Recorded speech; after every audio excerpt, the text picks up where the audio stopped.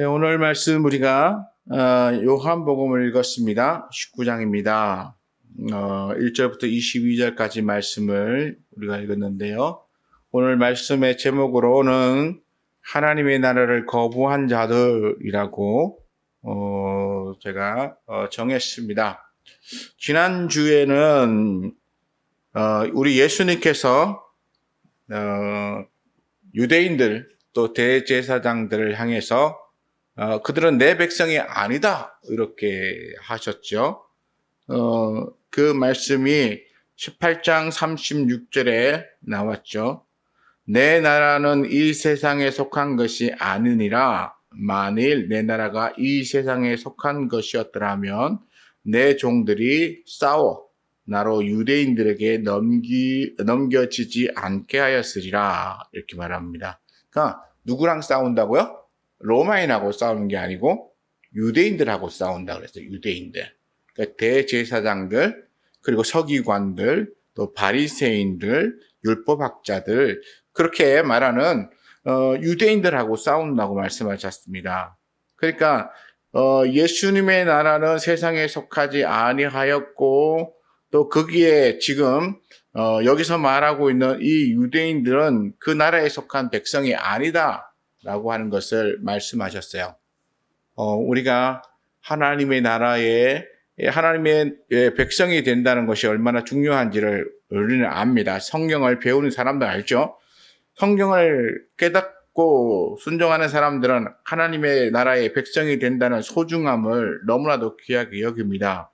왜냐하면 우리가 이 세상 삶을 끝내고 나면 우리가 가야 할 곳이 바로 하나님의 나라이기 때문이죠. 그리고 그곳에서 영원히 하나님과 더불어 살 것입니다. 그런데 여기서 예수님이 말씀하시는 대로 너희가 내 나라에 속하지 아니하였다라고 그렇게 또는 내 백성이 아니다라고 그렇게 말씀하셨다면 그러면 우리는 어떻게 될까요? 우리는 천국에 못 가는 것입니다. 근데 천국에 가는 하나님의 나라 백성의 조건은 무엇이죠? 그것은 하나님의 말씀 듣고 하나님의 말씀대로 순종하는 것입니다. 하나님의 백성이 하나님의 말씀 듣고 순종하며 살아갈 때에 그들이 하나님의 백성으로 인정되어지는 거예요. 우리는 대한민국 국민 이러면 뭐가 있죠? 주민등록증 있잖아요. 주민등록증. 그래서 주민등록증을 내밀면 그래서 주민등록 번호가 있고 그 번호를 따라서 언제 어디서 출생했고 또 나이가 얼마큼 되고 그 다음에 우리의 모든 신상 정보가 이 주민등록증으로 해서 다 드러납니다. 우리가 통장을 만들어도 여러 가지 이 거래를 했던 모든 것들도 다 이 주민번호로 인해서 다 드러나는데요. 그러다 보니까 우리 주민번호가 노출되면 우리는 큰 피해를 입기도 합니다. 그렇게 해서 우리는 대한민국 국민이라고 하는 것을 증명하기 위해서 주민등록증에 주민번호를 가지고 있고 그 번호는 바로 나라고 하는 사람을 드러내는 표시이죠. 그러면 하나님 나라에 속한 사람의 표시는 뭘까요? 하나님께서 우리에게 하나님 나라의 시민권을 주시나요? 그렇지는 않잖아요. 우리가 하나님 나라의 시민권에서 이마에다 탁 붙이고 이마를 쳐다보면 그래 하나님 나라 몇 번 번호 가진 사람 이렇게 나온다면 우리는 어쩌면 더 좋을 수도 있을 거예요. 왜냐하면 눈에 보이니까. 그런데 하나님의 나라는 그런 걸로 주어지지 않죠. 하나님의 나라에 속한 하나님의 백성이라고 하는 증명할 수 있는 유일한 방법은 이거예요. 나는 예수 그리스도를 믿습니다 라고 고백하고 그리고 그 예수님의 삶과 그리고 말씀하신 그 말씀에 순종하여 따르는 것입니다. 이게 바로 우리가 하나님 나라에 속해 있다라고 하는 표시예요. 그러니까 우리는 나 하나님 나라에 속했어라고 막 주장한다고 주장되는 게 아니고 어떻게 해요? 나는 예수 그리스도를 나의 구주로 그리고 내 죄를 사해 주신 십자가에 죽으신 구세주로 믿습니다. 그러므로 나는 예수님의 살았던 삶과 그리고 예수님께서 오셔서 그렇게 살라고 말씀하신 그 말씀에 저는 순종하여 그 말씀대로 살아갑니다. 이렇게 해서 고백하고 보여주는 거예요. 우리의 삶이 곧 우리의 주민등록증이 되는 곧 또 다른 말로 하면 우리의 시민권이 되는 거예요. 천국의 신분증이 되는 거예요. 그러니까 하나님 나라의 하나님의 백성으로서 인정받기 위해서는 다른 거 다 필요 없어요. 내가 통성 기도를 얼마 했느니, 금식 기도를 몇 번을 했느니, 그것도 41금식 기도를 어떤 분은 7번씩 했다고 자랑하시고 하시는데요. 못한 사람 입장에서는 좀 부럽긴 하지만, 그게 하나님 나라의 표시는 아니에요. 7번 금식하셨으면, 그러면 더 하나님의 말씀에 순종하며 그의 삶이 금식을 7번 한 것 이상으로 사람들에게 예수 그리스도를 닮은 모습으로 보여져야 되는 것이죠. 내가 어떻게 뭘 했다라고 하는 것을 증명하는 것이 아니라 내가 이 말씀대로 이렇게 순종하며 살고 있습니다라고 하는 것을 보여주는 것이죠.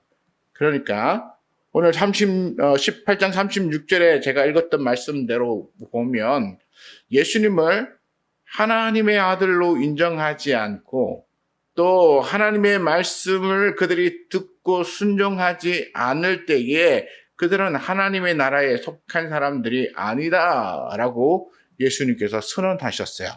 18장까지는 이렇게 대제사장이나 서기관들이나 이렇게 산헤드린 공회에 속해 있는 이 사람들이 다 하나님의 말씀, 곧 예수 그리스도를 인정하지 않고 그의 말을 순종하지 않음으로써 하나님 나라에 속하지 않았다라고 하는 것을 우리 예수님께서 말씀하셨습니다. 그런데 오늘 우리가 본 19장에 나오는 말씀은 이번엔 조금 같은 내용이지만 조금 다른 관점에서 봐요. 뭐냐면 18장에서는 예수님이 너네들은 하나님 나라에 속한 백성이 아니야. 그러니까 만약 내가 내 백성들이 여기에 있다면 나를 너희 유대인들에게 넘겨주지 않았을 것이야 라고 유대인들을 하나님의 백성 아니라고 이렇게 선을 딱 그어버리셨죠. 그런데 문제는 더 심각한 것이 생겼어요. 그러면 적어도 주여 우리가 무엇을 잘못하였나이까 우리로 하나님의 백성 삼아 주소서 이렇게 간절히 가서 매달려야 되는데 이제 유대인들이 스스로 당신은 우리의 왕이 아닙니다 라고 그들도 선을 그어요. 여기 보면 19장에 보면 유독히 많이 나오는 단어가 있어요. 뭐냐면 유대인의 왕이라는 단어이죠. 3절에 보면 앞에 나가서 유대인의 왕이여 평안할지어다 이러고 군인들이 얘기해요. 군인들이 얘기하고 빌라도도 예수님을 십자가에 못 박으려고 재판할 때에 뭐라고 하냐면 내가 유대인의 왕을 이렇게 십자가에 못 박으랴 이렇게 물어보죠. 그랬더니 이 대제사장들이 앉아서 하는 말이 서서 하는 말이 가이사 외에는 우리에게 왕이 없나이다. 그리고 이제 17절에 그렇게 얘기해요. 15절을 제가 읽어보면 17절 15절인데요. 이렇게 말합니다. 14절부터 제가 읽어봅니다. 그날은 6월절의 준비리요 때는 제 6시라 육시는 낮 12 정오 말해요. 정오 12시 말하는데 빌라도가 유대인들에게 이르되 보라 너희 왕이로다. 그들이 소리 지르되 없이 하소서 그를 십자가에 못 박게 하소서. 빌라도가 이르되 내가 너희 왕을 십자가에 못 박으랴? 대제사장들이 대답하되 가이사 외에는 우리에게 왕이 없나이다. 가이사 외에는 우리에게 왕이 없나이다 라고 말합니다. 이 말은 매우 심각한 말인데요. 다시 말해서 유대인들이 하나님의 아들을 자신의 왕으로 인정하지 않고 누구를 왕으로 인정합니까? 세상의 그 당시의 통치자로 군림했던 가이사, 다시 말해서 로마의 황제를 우리의 왕으로 인정하겠다라고 하는 것입니다. 그래서 그냥 단순히 가이사 이러면 로마의 황제라고 하는 의미도 있지만 이 말은 세상의 임금을 나의 왕으로 인정하겠습니다라고 하는 말이에요. 그러면 유대인들이 이렇게 가이사를 자신들의 왕으로 인정한다는 것은 굉장한 하나님에 대한 배반이에요. 이게 우리 하나님께서 아브라함을 택하시고 그 다음에 또 애굽에서부터 이스라엘 백성들을 건져내실 때에 뭐라고 하셨냐면 내가 너희 하나님이라고 말씀하시고 또 출애굽 때에는 내가 너희의 하나님이고 너희는 내 백성이다라고 말씀하셨습니다. 내가 너희의 하나님이라고 하는 말은 또 다른 말로 말하면 너희가 내 백성이 되면 내가 너희의 왕이다라고 말씀하신 거야. 내가 너희의 왕이 되어주겠다 또는 내가 너희의 왕으로서 너희와 함께 하겠다라고 약속한 것이죠. 그러니까 하나님께서 택하셔서 그렇게 자신의 백성 삼은 이스라엘은 누구를 왕으로 삼으며 살아야 합니까? 하나님을 왕으로 삼아야 되죠. 성경 말씀 그대로 모세가 준 율법을 따라서 그 계명을 지키며 사는 사람들이라고 말한다면 그들은 당연히 하나님을 왕으로 인정하며 살아야 되는 거예요. 이거 세상적인 왕이 있다고 하더라도 그 왕은 하나님의 통치의 대리자라고 인정하고 그리고는 최종적인 왕은 하나님이다라고 하는 것에 대해 인정해야 하는 것이죠. 우리가 사울도 있고 다윗도 있고 솔로몬도 있고 그의 자손들이 쭉 있지만 그러나 그들은 하나님이 대신 그들에게 통치권을 주어서 대리하게 한 대리자인 것이지 그들이 결정적인 왕은 아니라는 거예요. 그렇기 때문에 이스라엘 백성들이 최종적으로 누구의 말을 따르고 누구를 인정하고 그리고 누구를 그렇게 자신의 왕으로 그렇게 삼아야 하는가 하는 것은 당연히 성경에 나와 있는 대로 하나님이에요. 하나님. 그런데 지금 유대인들이 뭐라고 말합니까? 우리에게는 가이사 외에는 왕이 없습니다 라고 말해요. 다시 말해서 우리는 하나님조차도 우리의 왕으로 인정하지 않겠다라고 하는 이런 말이죠. 근데 이 말은 이 유대인들 특히 대제사장들이 이 하는 말 중에 자충수에 빠진 말이라고 저는 생각해요. 자충수는 뭡니까? 스스로 뭔가 돌파구를 찾으려고 꾀를 내었다가 그게 오히려 자기를 도리어 공격하고 자기를 더 해치는 그런 어떤 수가 되는 것을 자충수라고 하죠. 이 대제사장들이 하는 이 말은 결국 예수를 십자가에 못 박아 죽이려고 하는 의도를 가지고 지금 빌라도에게 압력을 넣고 있는 거예요. 빌라도에게. 그렇잖아요? 빌라도에게 압력을 넣으면서 당신은 예수를 죽여야 된다. 우리가 당신에게 예수를 죽여달라고 그렇게 재판에 넘겼으니까 예수를 죽여야 된다. 그리고 그렇게 하지 않으면 안 된다. 그리고 우리는 우리의 왕으로 저 예수를 인정한 적이 없고 우리는 오직 가이사를 우리의 왕으로 인정하고 있는 로마의 아주 충실한 백성이다. 그러니까 우리의 말대로 예수를 십자가에 못 박도록 그렇게 해달라. 이렇게 요청하는 것이죠.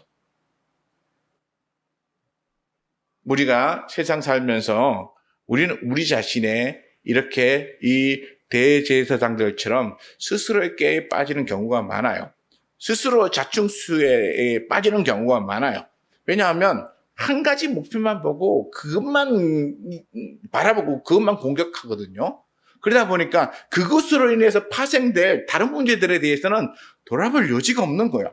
우리가 눈을 크게 뜨고 좌우를 살피고 앞뒤에 뭐가 있는지를 잘 살피고 어떤 일의 결과가 어떻게 돌아오는지를 잘 헤아려야 하는데 그런데 이 악한 욕심을 가진 이 대제사장 같은 사람들은 오직 자기에게 지금 당장의 걸림돌이 되는 저 예수를 죽이는 것만이 유일한 목표인 것처럼 그렇게 공격하다가 스스로의 자충수에 빠졌어요. 대제사장은 뭐 하는 사람입니까? 뭐 두 번, 세 번 논할 필요도 없는 것처럼 하나님을 섬기는 자들이에요.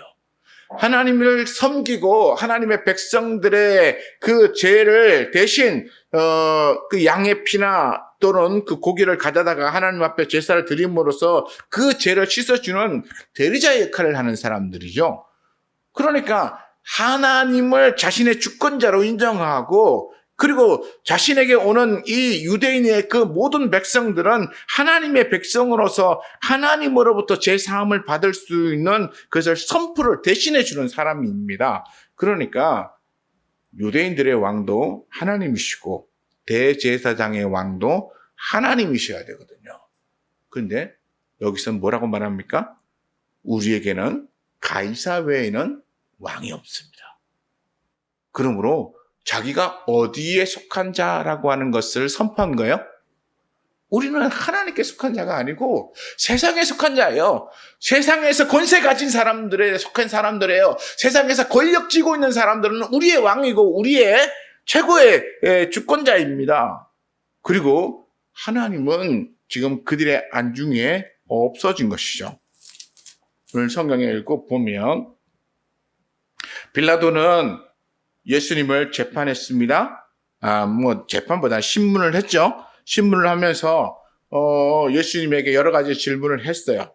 내가 유대인의 왕이냐 뭐 이렇게도 물어보셨고, 내가 무슨 일을 하였기에 여기에 이렇게 왔고 너희 백성이 나에게 넘겨줬느냐 뭐 이런 뭐 여러 가지 아주 기본적인 물음들을 물으셨어요. 그리고 난 다음에 이 백성들이 자꾸 이렇게 소리 질러서 십자가에 못 박으라고 얘기하니까 채찍질을 해서 이제 가벼운 처벌을 주고 이제 돌려보내려고 했어요. 가벼운 처벌. 그러니까 19장 1절에 빌라도가 예수를 데려가서 채찍질 하더라라고 하는 이 채찍질은 이 가벼운 처벌이에요. 그냥 이렇게 가벼운 죄진 사람을 이렇게 매를 때려서 훈계를 하고 돌려보냄으로써 이를 끝내려고 그렇게 했던 것이죠. 그래서 빌라도는 바깥에 나가서 이렇게 재판을 요구했던 대제사장이나 유대인들에게 이렇게 말합니다. 4절에 빌라도가 다시 밖에 나가 말하되 보라, 이 사람을 데리고 너에게 나오나니 이는 내가 그에게서 아무 죄도 찾지 못한 것을 너희로 알게 하려 함이로라. 그러니까 이제 빌라도 입장에서는 내가 물어보니까 뭐 스스로 왕이라고 그러지도 않고 뭐 한 얘기도 보니까 큰 뭐 범법한 것도 없고 또 특히나 로마를 대항해서 무슨 군사를 일으킨 적도 없고 아무것도 없는 거예요. 그러니까 죄를 이렇게 책망할 또는 죄를 판결할 만한 건수가 없는 거죠. 그러니까 일단은 뭐 고발하는 고발건이 들어왔으니까 고발하는 사람들의 입장을 봐서라도 이렇게 채찍질 몇 번 하고 그래서 처벌을 했다라고 해서 이렇게 돌려보내면 그 사람들의 마음도 위로가 될 것 같고 하니까 그래서 데려다가 채찍질하고는 그리고 와서 내가 보니까 이 사람에게 아무 죄도 없는 것 같으니까 나 이제 풀어주려고 한다라고 그렇게 말하는 것이에요. 그랬더니 대제사장과 그 사람들은 그것에 대하여 굉장히 못마땅해요. 6절에 보니까 이렇게 말합니다. 대제사장들과 아랫사람들이 예수를 보고 소리질러 이러되 십자가에 못 박으소서, 십자가에 못 박으소서라고 외치는 거예요. 보면 이렇게 외침이 그냥 여긴 2번밖에 안 나오지만 그러나 이것이 그냥 2번으로 그친 게 아니죠. 빌라도의 그 마음을 이렇게 막 이렇게 그냥 용서해주고 싶었던 마음을 돌이켜서 처벌할 수밖에 없도록 하는 강력한 압박을 가하기 위한 소리를 지름이에요. 그러니까 십자가에 못 박아달라, 십자가에 못 박아달라 이렇게 외치는 이 사람들의 이 외침으로 인해서 빌라도가 나는 이 사람을 보니까 처벌할 만한 죄가 없는데 그러면 너희가 그렇게 십자가에 못 박으라고 외친다면 너희가 데려다가 십자가에 너희가 못 박아라. 그렇게 말합니다. 나는 그에게서 아무 죄도 찾지 못했느라고 몇 번이나 말합니까? 지금 2번째 얘기예요. 그러니까 예수님을 만나봤더니 신문해봤더니 그에게 죄가 없더라. 이게 19장에만 지금 2번 얘기하고 있죠.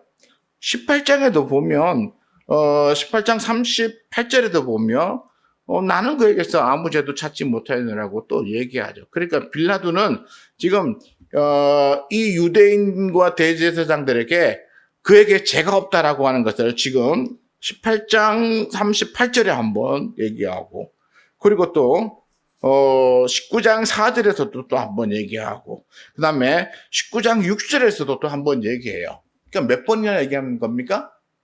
예수가 무죄하다라고 하는 얘기를 빌라도가 무려 3번이나 거쳐서 얘기하고 있어요.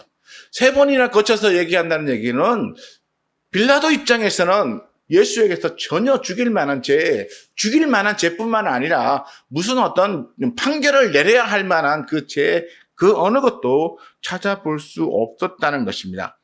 그럼에도 불구하고 유대인들은 예수를 십자가에 못 박으라고 말합니다. 그리고 그들이 빌라도에게 내민 죄는 무엇입니까?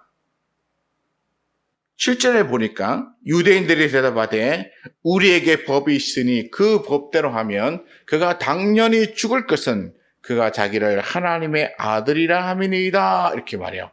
그러니까 예수가 하나님의 아들이라고 말했다는 것으로 예수를 죽여야 된다라고 그들이 판결을 내린 거예요. 자, 그러면 하나님의 아들이라고 말한 것으로 죽어야 된다는 판결이 갑자기 빌라도에게 오면서 뭐로 바뀌었습니까? 유대인의 왕이라고 말한 것으로 인해서 사형을 언도해달라고 판결을 요구하고 있는 것이죠. 그러면 하나님의 아들이란 말과 유대인의 왕이란 말이 어떻게 연결되어지기에 그들은 예수를 하나님의 아들이라고 말했다는 그것으로 그는 당연히 죽어야 될 사람인데 그런데 자기들은 안 죽이고 누구에게? 빌라도에게 넘겨주면서 그를 사형시켜달라. 그것도 제목을 바꿔서 유대인의 왕이라고 그렇게 했다는 말로 판결해달라고 요구하고 있는 것일까요? 그것은 유대인들은 알고 있었어요. 하나님의 아들은 곧 유대인의 왕이라는 사실을. 그러니까 예수님이 유대인의 왕이다라고 하는 그 말 자체가 곧 하나님의 아들이요. 하나님의 아들이라고 하는 말 자체가 유대인의 왕이다라고 하는 말이 이렇게 서로 연결되어져 있음을 그들이 알고 있었어요. 왜냐하면 그들은 성경을 너무나 잘 아는 사람들이었거든요. 구약의 말씀에 대하여 너무나도 해박한 사람이었죠. 하나님이 모세를 통해서 준 그 율법에 그렇게 하나님이 이스라엘의 왕으로서 존재한다는 사실을 너무나 잘 알고 있었던 것이죠. 그런데 그 하나님의 아들이 왔다라고 하는 얘기는 뭡니까? 적어도 왕이 아니어도 왕자 정도는 됐다라고 하는 것을 그들이 인정해야 될 수밖에 없는 거잖아요. 그러니까 하나님의 아들이라는 말과 유대인의 왕이라고 하는 말은 이 유대인들에게 있어서는 같은 말인 거야. 그런데 문제는 뭐냐면 이 대제사장과 유대인들은 예수를 하나님의 아들로서 인정하고 싶지 않았어요. 하나님의 아들로서 인정하고 싶지 않았어요. 그것은 왜일까요? 자신들이 하나님의 말씀에 순종하며 살아가는 삶을 살고 있지 않았기 때문이죠. 자신들이 하나님의 말씀에 순종하며 하나님의 말씀대로 그렇게 정직하고 바르게 살아가는 그러한 하나님의 충실한 제사장이었다면 그들은 하나님의 아들이 세상에 오는 것에 대하여 매우 기뻐하고 즐거워했을 것입니다. 왜냐하면 그들 생애에 하나님의 아들을 본다는 것이 얼마나 놀라운 기쁨이요. 그들은 계속해서 얘기했을 것입니다. 하나님 나라가 얼마나 소중하고 귀한 것인가. 그리고 그들이 이 생애를 끝나면 하나님께로 가기를 간절히 고대하는 마음도 그들에게 있었을 것이라고 생각이 있대요. 우리가 예수님께서 사마리아의 지역을 지나가다가 어떤 여인을 하나 만나셨죠. 그 여인이 예수님과 대화 속에서 무엇을 말합니까? 하나님의 나라가 올 것에 대해 기대한다고 얘기했어요. 사마리아에 사는 남편이 5명 있는 여자가 하나님의 나라가 오기를 간절히 고대한다고 말했어요. 그럼 하나님의 나라가 온다는 얘기는 뭡니까? 곧 하나님이 통치하는 세상이 이 가운데서 실현되기를 기다린다는 얘기죠. 사마리아에 살고 있는 그 여인조차도 하나님의 나라가 속히 오기를 그렇게 기대하고 있었다면 당연히 남쪽 유다에서 더 하나님을 간절히 사모하는 대제사장이나 또 율법학자나 서기관들이나 바리새인들이나 이런 사람들은 더 하나님의 나라에서 기대하고 더 하나님의 나라에서 사모하면서 하나님 앞에 기도하고 있었어야 되는 것이죠. 그런데 하나님의 아들이 왔어요. 그리고 자신을 하나님의 아들이라고 얘기를 했어요. 그랬더니 이 사람들이 하나님의 아들이라고 말한 것 때문에 이 사람은 죽어야 된다라고 말하는 거예요. 하나님의 아들이라고 말한 것 때문에 뭐 돈을 가지고 와라, 그리고 나를 위해서 뭔가 자리를 마련해라, 그 다음에 횡포를 부리고 사람을 죽이고, 그 다음에 자신들의 다 이렇게 대제사장의 자리에서 쫓아내고, 예수님이 그렇게 포악한 행위를 한 적이 없잖아요. 하나님의 아들이라는 이름으로 사람들에게 악을 행한 그 어떤 것도 있지 않아요. 오직 우리 예수님이 하신 조금 약간 폭력적인 일이라면 그 하나 있어요. 성전에서 장사하는 사람들, 비둘기를 팔고 소양을 팔고 그 다음에 동전 바꾸어주고 이렇게 해서 그 성전 뜰에서 장사하는 사람들, 그 사람들을 이 노끈을 만들어가지고 막 휘두르시면서 쫓아내셨어요. 그러면서 뭐라고 하셨습니까? 내 집은 기도하는 집이라고, 너희가 강도의 구례로 만들었다고, 강도의 소굴로 만들었다고 하시면서 쫓아내셨어요. 그거 외에는 우리 예수님께서 그 어디서 폭력을 행하셨습니까? 하나님의 성전을 정결하게 하는 일 외에는 우리 예수님께서 그 어떤 폭력도 행하신 적이 전혀 없어요. 그리고 하나님의 성전을 깨끗하게 하는 것이 유대인들의 입장에서, 또 하나님을 정직하게 섬기는 사람들의 입장에서 그게 잘못인가요? 아니죠. 거룩한 성전이 하나님을 거룩하게 예배하고 기도하는 곳이 되어야 하는 것이 바른 것이에요. 그런데 거기에 비둘기 날아다니고 양떼, 염소떼가 울고 똥 싸고 그 다음에 소떼가 와서 막 돌아다니면서 어지럽게 만들고, 거기에 멀쩡한 것들만 있겠습니까? 오다가 또 병든 것들도 있을 수 있고, 얼마나 또 먹여주고, 성전이 얼마나 지저분해졌겠어요. 하나님을 거룩하게 예배해야 하는 곳에 이런 지저분하고 더러운 것들 들어오는데, 우리 예수님은 그것보다 더 심각하게 생각한 것은 소, 양의 똥 냄새가 아니라 사람들이 그걸 팔아가지고 얻어들이는 이익에 대하여 욕심을 부리는 것을 더 싫어하셨어요. 그러니까 그걸로 이득을 취하려고 하는 대제사장들의 그 행위를 우리 예수님께서는 강도의 구례라고. 강도의 구례는 뭡니까? 장사하는 것을 강도의 구례라고 말하지 않죠. 다시 말해서 폭리를 취하고 그 폭리를 얻음으로써 자기의 유익을 취하려고 하는 사람들을 강도라고 말하는 거예요. 우리 그렇잖아요. 어떤 사람이 와서 부당하게 막 과도하게 뭔가 이득을 얻으려고 그러면 저놈은 총칼을 안 들었지, 강도야 강도. 우리 그러잖아요. 그냥 꼭 우리말이 여기에 해당된다고 말할 수는 없겠지만 그럼 비슷할 거라고 생각해요. 그들이 그 하나님의 뜰에서 예배 드려야 되는 성전 뜰에서 그들이 장사를 취하면서 그들이 얼마나 많은 폭리를 취했을까요? 유대인들이, 세계 곳곳에서 흩어져 있던 유대인들이 하나님 앞에 예배 드리기 위하여 그 먼 나라에서부터 소를 끌고 오겠습니까? 양을 끌고 오겠습니까? 못 갖고 오잖아요. 그런 불리한 여건에 속해 있는 사람들에게 양 한 마리 값을 10배씩, 막 20배씩 받으면 어쩔 수 없어요. 사야죠. 그리고 또 성전에서 파는 것만 인정해요. 성전에서 파는 거. 성전 바깥에서 사갖고 들어온 건 인정도 안 해요.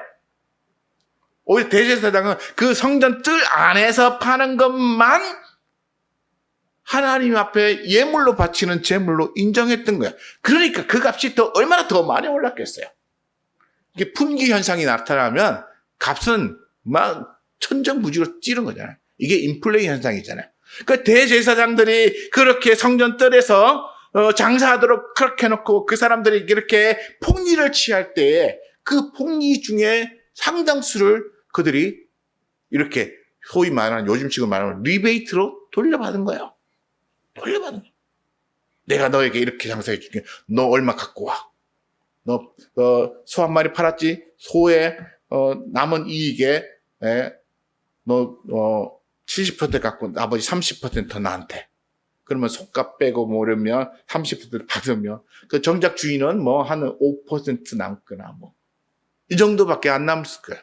그러나 장사하지도 않고 그냥 여기서 장사해라고 말한 대제사장과 그 사람들은 30%나 되는 이익을 앉아서 그냥 취하는 거예요. 강도죠, 강도. 그러니까 우리 예수님이 그들을 향해서 강도라고 불렀어요. 그러니까 대제사장들의 입장에서는 그렇게 말하는 이 예수가 미웠던 것이죠. 하나님의 정직한 말씀을 선포하는 그가 미웠던 것입니다. 자신들이 백성들의 지도자가 되어서 그들을 하나님께로 이끄는 그런 사람이라고 인정받아야 되는데 오히려 예수라는 사람이 나타나서 하나님의 말씀을 전파하는데 수많은 사람들이 따라다니는 거예요. 자신들의 말하는 것과 다르다고 말하고 하면서 사람들이 예수님의 말을 더 권위 있게 인정해 주는 거예요. 그러니까 대제사장들과 그 서기관들의 입장에서는 곤란한 거예요. 자신들이 지도자인데 자신들이 받아야 제 존경 자리를 저가 받고 있고 그리고 백성들이 저 사람에 따르면서 저 사람의 말을 듣는 순간 백성들이 자기들을 안 따를 것이라고 말하고 그리고 더 이상 성전에서 장사하는 것조차도 못하게 될 것 같고 그러니까 예수를 어떻게 해야 됩니까? 없애버려야 되죠. 없애버리는 방법은 이렇게 협박을 해서 쫓아내서 쫓겨가면 제일 손쉬운 방법인데 그렇게 안 되면 결국에는 테러를 하는 거예요. 보면 뭐 우리 이렇게 옛날 영화나 하는 거 보면 이렇게 자기 반대쪽에 있는 사람들을 암살자를 보내서 칵 죽이고 그래서 죽이면 그 사람이 없어지면 더 이상 그 문제가 안 생기니까 그런 일이 안 생기죠. 그러니까 죽여야 되는데 그 사람들이 많이 따라다니니까 예수님을 그러니까 암살자를 보내서 죽일 수도 없는 거야. 늘 예수님 옆에 누가 있었습니까? 제자들이 있었어요. 뭐 암살자를 보낼 생각을 했는지 안 했는지 모르겠지만 어쨌든 간에 예수님을 할 다른 방법이 없는 거야. 그리고 예수님을 이렇게 사람들이 있는 데서 붙잡아 가는 것조차도 그들은 밀란이 일어날까봐 두려워해서 사람들 있는 곳에서 못 잡아간 것이죠. 그러니까 이들은 예수님을 제거하면서도 자기들에게는 죄가 없는 방법을 택하고 그리고 백성들에게서 자기들이 죄를 지었다라고 하는 잘못을 했다라고 하는 그런 어떤 말을 안 듣고 문제를 해결하고 싶은 방법, 합리적인 방법을 나름대로 생각해내었어요. 그게 뭐냐면 예수를 로마 사람들의 손에 넘겨주어서 죽게 하면 그러면 자기들이 죽이지 않았다라고 생각하는 거죠. 말할 수 있잖아요. 로마 사람이 죽였어. 빌라도가 죽였어. 그리고 뭘로 죽였다고요? 로마의 제국에 대항하는 유대인의 왕으로서 밀란을 일으킬 소지가 있는 유대인의 왕이다라고 하는 이름의 빌미를 제공해서 정치범으로 그를 죽이면 정말 아무 뒤탈 없이 깨끗하게 문제를 해결할 수 있었던 거예요. 그러니까 예수를 넘겨주고 유대인의 왕이라고 말하고 그리고 그를 하나님의 아들로서 인정하지 않고 그리고는 모든 문제를 이렇게 해결하고 싶었던 거예요. 그런데 참 아이러니한 게 뭐냐면 유대인들은 이 대제사장들은 예수를 하나님의 아들이라고 그렇게 말하는 소리를 듣고도 그를 죽이려고 그렇게 빌라도에게 넘겨주었어요. 근데 빌라도는 그가 하나님의 아들이다라고 말했다고 하는 말을 그가 다시 들음으로 무슨 마음이 생겼냐면 19장 6절에 보니까 두려운 마음이 생겼어요. 두려운 마음이. 여기서 빌라도의 입장에서는 하나님의 아들이라고 하는 말이 이렇게 들렸을 거예요. 그냥 신의 아들이라고 하는 신의 아들이라고 하는 말을 듣고 내가 신의 아들을 죽음으로 판결된다는 거 하는 것에 대한 빌라도는 그 두려움을 가질 수밖에 없었죠. 그래서 다시 관정에 들어가서 예수께 묻습니다. 너는 어디로부터냐? 어디로부터냐라는 얘기는 너는 어느 신의 아들이냐? 어느 신이 너를 보냈느냐? 너는 어느 신의 아들로 왔느냐? 라고 묻는 거예요. 예수님은 대답하지 않으셨어요. 만약 대답했다면 아마 빌라도가 더 겁먹고 아마 사형 언도를 못 내렸을 거라고 생각해요. 예수님은 아마 그걸 아시고 빌라도에게 대답하지 않으십니다. 어쨌든 간에 빌라도는 그러면서 내가 너를 놓아줄 권세도 있으니까 네가 말해라. 그렇지만 예수님은 오히려 위에서 주지 않았더라면 나를 할 권세가 없었을 것이다. 나는 죽을 줄 알고 그리고 또 이 권세를 준 이가 누군지도 알고 그리고 이 자리에 있다는 것이죠. 그러면서 이렇게 말씀하십니다. 이건 굉장히 중요한 말인데요. 11장 중간에 보면 그러므로 나를 내게 넘겨준 자의 죄는 더 크다. 그러니까 빌라도는 지금 두려움에 떨고 있어. 내가 신의 아들을 죽인다고 하는 거야. 그리고 그것에 대한 죄가 돌아오는 것에 대한 두려움을 짓어요. 그러니까 이 빌라도는 결국 그렇게 판결을 내림으로써 하나님으로부터 그 죄에 대한 심판을 받게 되는 것입니다. 빌라도는 억지로 떠밀려서 지금 가는 것처럼 보였지만 그러나 최종적으로 그가 예수를 십자가에 못 박도록 판결을 내렸다는 것 자체가 그게는 심각한 거예요. 그 압력에 굴복하지 말았어야죠. 그 압력에 그가 끝까지 소신 있게 나는 예수가 죄가 없기 때문에 너희 요구대로 십자가에 못 박을 수 없다 이러고 그렇게 놓아주거나 아니면 진정될 때까지 감옥에 가둬두거나 그랬어야죠. 그런데 빌라도는 그들에게 뭔가 두려움을 느끼고 또 밀란이 일어날까 봐 그리고 그들에게 좀 인기를 좀 얻고자 한 그런 마음에서 결국 예수님을 십자가에 못 박도록 넘겨줍니다. 한편으로는 두려워하면서. 우리도 신앙생활하면서 뭔가 압력에 밀려가지고 막 이렇게 하는 것에 대해서 우리 예수님이 아실 거야. 우리 하나님은 아실 거야. 내가 어쩔 수 없이 이런 거 했으니까 하나님은 아실 거야. 이렇게 그렇게 넘어가지 마세요. 우리 예수님께서 빌라도에게 말씀하셨어요. 너 죄 없는 게 아니야. 여기는 빌라도 너 죄 있다 이렇게 말 안 했지만 나를 너에게 넘겨준 자의 죄가 더 크다. 그러니까 나를 십자가에 못 박으라고 판결한 너도 죄가 있지만 그러나 나를 너에게 넘겨준 자가 더 죄가 크다라고 말해요. 그러니까 빌라도의 죄가 있다는 거예요.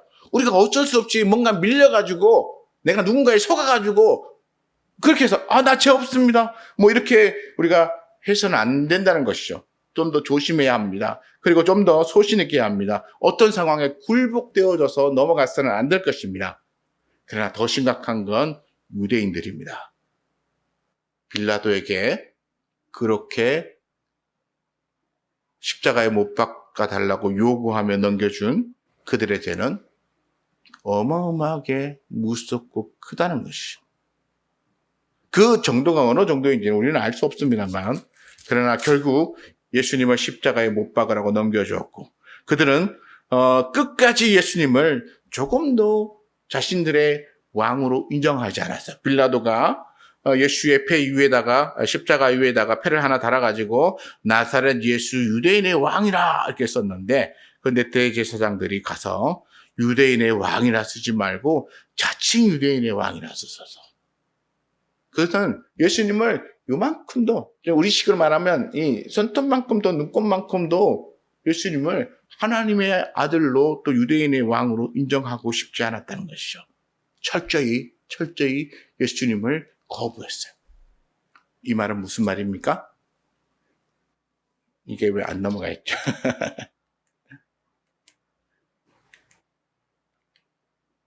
하나님의 나라를 거부한 거예요. 이건 바로 하나님의 나라를 거부. 그것도 철저하게 거부한 거예요.